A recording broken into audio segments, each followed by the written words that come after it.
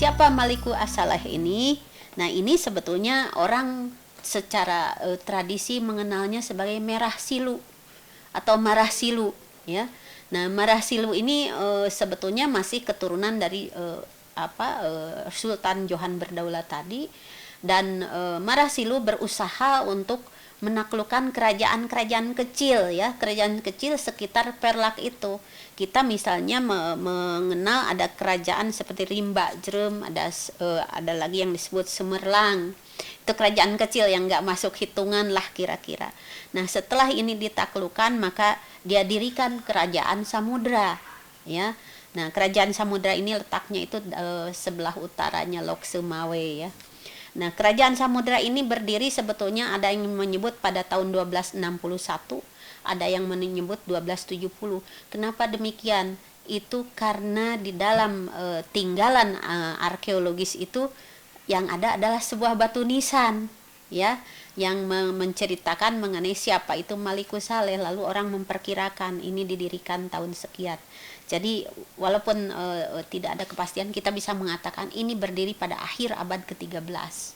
Nah, kemudian kita juga tahu bahwa Malikus Saleh ini kemudian menikah dengan salah seorang putri dari Perlak, ya.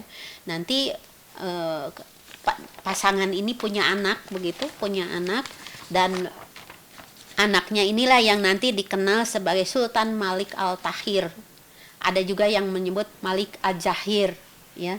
Nama ini rupanya dipakai berturut-turut oleh 3 raja, ya, mungkin jadi semacam dinasti juga, ya.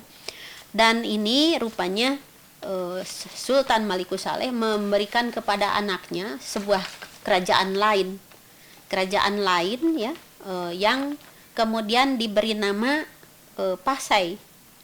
Nah, ketika Sultan Malikus Saleh ini mangkat, kedua kerajaan ini digabung, jadilah namanya Samudra Pasai. Salah satu tulisan yang terkenal mengenai Samudra Pasai adalah tulisan dari Ibnu Battuta, seorang berkebangsaan Maroko, utusan Sultan Delhi yang berkunjung ke Samudra Pasai sekitar tahun 1345. Dalam kitabnya yang diberi nama Tuhfat Al-Nasar, ia menggambarkan Samudra Pasai sebagai negara yang hijau dengan pelabuhan yang megah. Kemudian kita juga tahu Ibnu Battuta, ya, seorang pengelana, seorang ulama utusan Sultan Delhi yang datang pada masa Sultan Malik Al-Jahir yang ketiga, artinya pada masa kejayaannya itu dia bercerita tentang bagaimana kerajaan Samudra Pasai ini mencapai kejayaannya.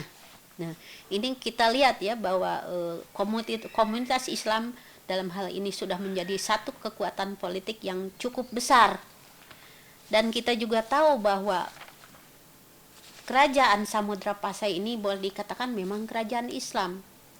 Misalnya kita bisa baca dari penuturan Ibnu Battuta itu bahwa kerajaan ini merupakan atau ibu kotanya itu satu kota dagang yang luar biasa, ya, ramainya, karena pedagang-pedagang dari India maupun dari Cina itu singgah di sana.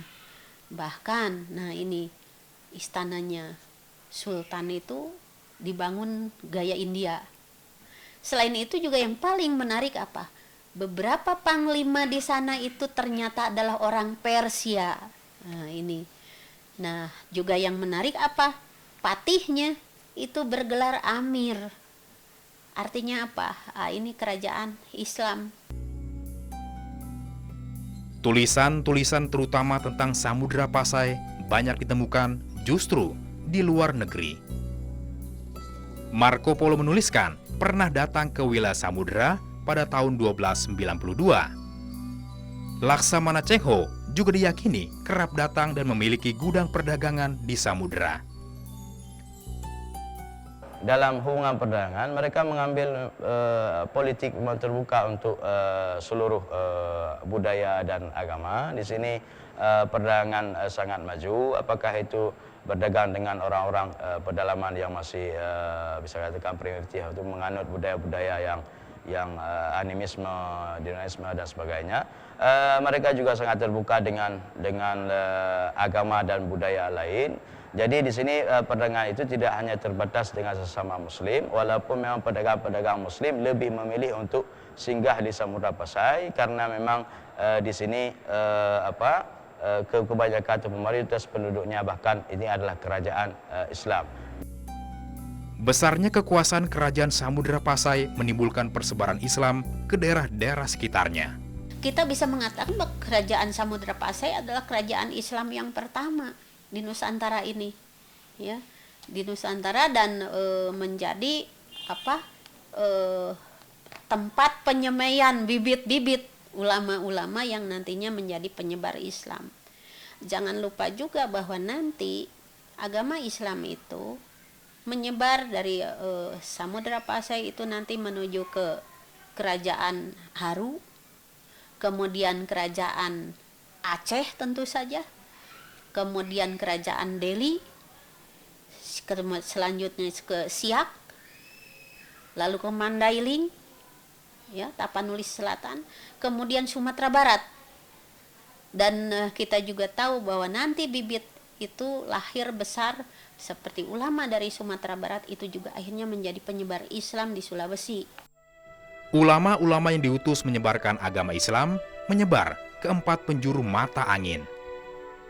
Persebaran Islam sampai ke Malaka, Aceh, serta Sumatera bagian selatan.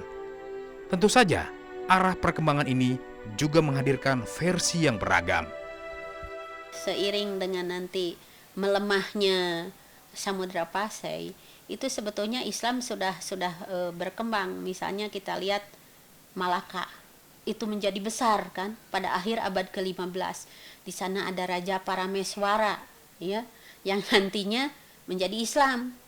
Nah, kalau kita lihat perjalanan ini, selain yang saya sebut tadi bahwa nanti ada Islamisasi ke kerajaan, ke Aceh, ke Haru, ke Delhi, ternyata ada yang keluar dari Sumatera, yaitu ke Jazirah, ke Semenanjung Malaysia, ya, Melayu, yang Malaka itu. Nah, jadi kalau kita lihat selain yang ini disebarkannya itu secara sistematis, ada juga yang tidak sengaja seperti yang tadi dibawa oleh tokoh-tokoh, ya. Kalau yang sistematis tentu ini yang akhirnya seperti bisa mengislamkan raja lain begitu. Kita tahu bahwa kerajaan Aceh nanti baru muncul kemudian, ya, pada akhir abad ke-16, tapi cikal bakalnya ini seiring dengan melemahnya Samudra Pasai nanti ini yang muncul.